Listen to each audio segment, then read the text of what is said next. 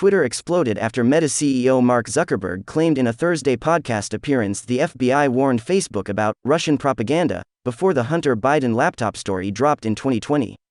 Speaking on an episode of The Joe Rogan Experience, Zuckerberg explained, "The FBI, I think, basically came to us, some folks on our team, and was like, hey, just so you know, you should be on high alert. We thought that there was a lot of Russian propaganda in the 2016 election. We have it on notice that, basically, there's about to be some kind of dump of that similar to that.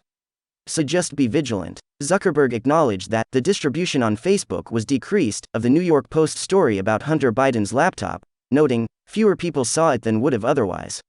When asked by Joe Rogan how many people had been deprived of the information, Zuckerberg responded, "I don't know off the top of my head, but it's meaningful."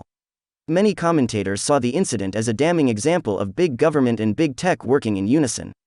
Collusion, charged Babylon Bee CEO Seth Dillon. The FBI rigged the 2020 election, declared Fox News contributor and editor-in-chief of the Federalist Molly Hemingway. House Minority Leader Kevin McCarthy, R. Caliph, tweeted, "The FBI colluded with big tech to silence news stories weeks before the 2020 election in an attempt to control your access to information. Democrats in Congress have been intentionally ignoring the facts. When Republicans are back in charge, we will hold all of them accountable."